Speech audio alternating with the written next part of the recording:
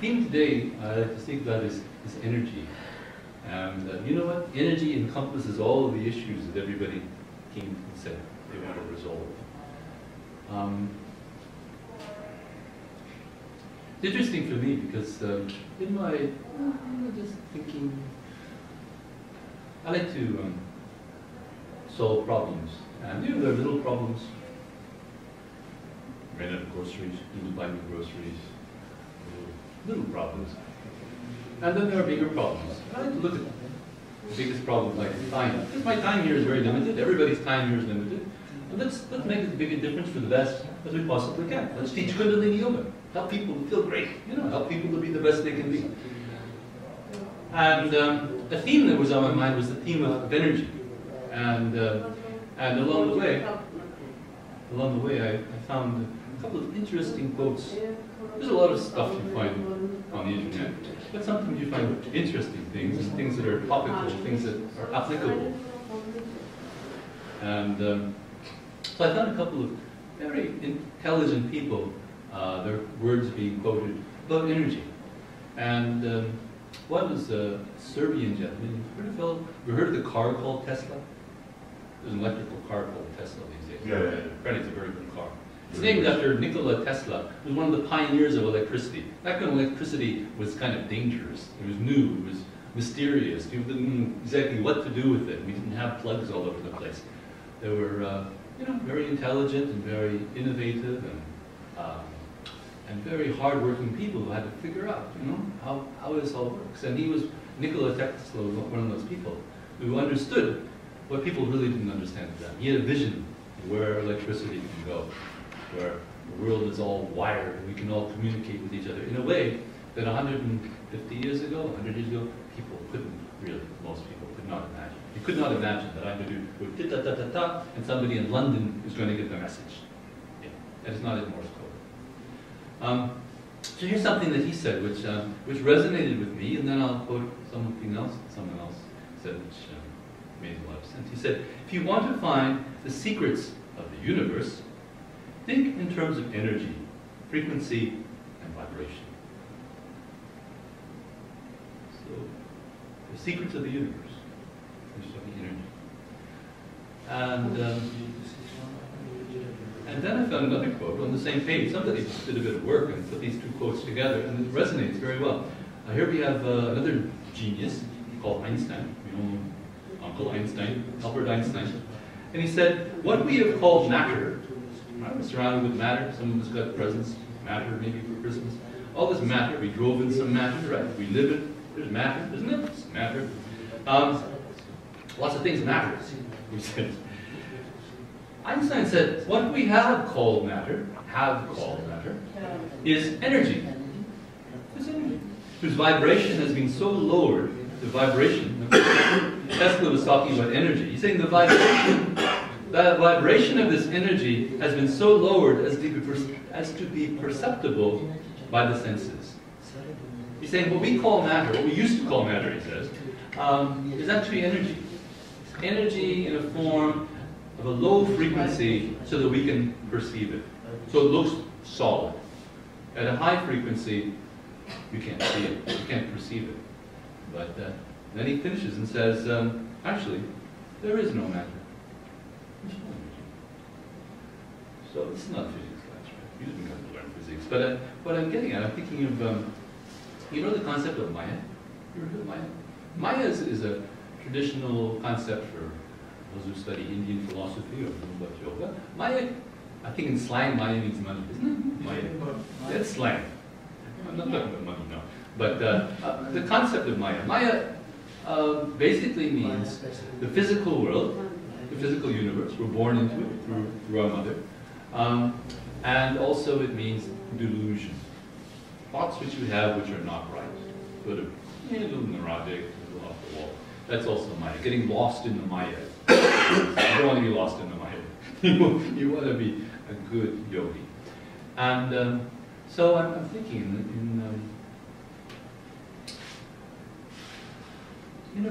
we're born as an expression, a very pure expression of something really wonderful. Whether you believe in God or not, I'm not here to sell you on the God concept. But look at, I mean, we were all born. There's no question that our memory's a little weak about when we were 1 year old, 1 month old. But look around, you know, new people, they're born all the time. And they're all fresh, and bright, and radiant, and very magnetic. And not only that, but they have such a magnetism and such a charm to them that nobody wants, in simple English, them to cry. We want them to be happy, and even, you know, if you inadvertently make a baby cry, oh, right away, your attention is totally on that baby and make the baby happy again. You may be Albert Einstein, you may have 2 PhDs, but suddenly you're talking baby talk to make the baby, you know, be nice again, right? Because that's the kind of focus we put on this very pure embodiment of energy, which, again, we all were. Right? Anybody didn't go through the baby stage, by the way? Anybody who was not born as a baby? Yeah. All right, just checking. Yeah, we were all there. We were all there. And so thinking in light of this, what I feel is a good interpretation of this is to say, you know, we were all born as a very pure form of energy. You know? And then, as I mentioned in class before, by the age of 6 or so, we're not breathing very well anymore. By the age of 12, at least we're worrying, and our energy starts to become a very low form of energy. But through yoga, we can reverse that trend. We can find and embrace the very pure energy, the pure energy that we had when we were a child. No, my little child can't walk across the street. A lot of things a little child cannot do. We develop skills. But as a yogi, as a fulfilled human being, it's possible to have all the skills and still have all that radiance also. To rediscover that radiance and to share it with others. Because frankly, you know what? We came as energy. And we're going to check out of here as energy. None of the stuff, none of the matter. You see, the matter is not real. It's not going to go with you. You know that? You're just going to go, your energy is going to go. And your energy is either going to go in a very impure form because the world, this dream, or whatever you want to call it, has affected your energy, or you're going to go as a very bright light. Because you lived here in a very enlightened kind of way. Somehow you figured it out. This is just matter. And actually matter doesn't matter so much. What matters is energy. It matters respecting your energy, and respecting others' energy, and cultivating your energy, and cultivating other people's energy. It means happiness. My teacher once described, he said, you know, we have a birthright to be healthy, happy. Anybody knows the last one? Holy. Holy. I already said healthy. But it's fine. Healthy is number 1. But we have a birthright, and why not? Why not? And we have a methodology, like a treasure chest to, we have tools to evolve. And our health is very important. I had 2 doctors in my class last night, and I was giving them more or less the same talk. And you know what? People come to them all the time. They're not talking about their energy, they're talking about their body. So in a sense, it doesn't make, to them, you can say, matter doesn't matter. People are coming all the day. They have a problem here, they have a problem here, it's all matter. But why? Why does it matter? Why does the doctor get all those issues? Because that affects their patient's energy. It affects their state of mind. It affects their capacity to share when they have I went to the same doctor. One of them, I had a hernia. It's just matter. It doesn't matter. But it did affect my capacity to it was a little painful, and I knew over the long term it would inhibit my energy, my capacity to teach, my capacity to do things. So ultimately, things come down to your energy, your brightness, your light. And that's what we focus on. That's what everything's about, ultimately. Think about it. We're thinking big picture. Big picture. Big picture. What was the third you said? Healthy, happy, and holy. Holy. And 3HO. That's right, 3HO. And so, you know, I cultivate my energy. I do my yoga in the morning. I teach you. I encourage you, I inspire you as best I can. And you know what? When I help you with your energy, it helps me. I feel good too. Any yoga teacher will tell you, you know? It's a reciprocal relationship. And that's why I say respect other people's energy too. Because if you don't respect somebody else's energy, you're going to feel it back too. It's going to come back to you.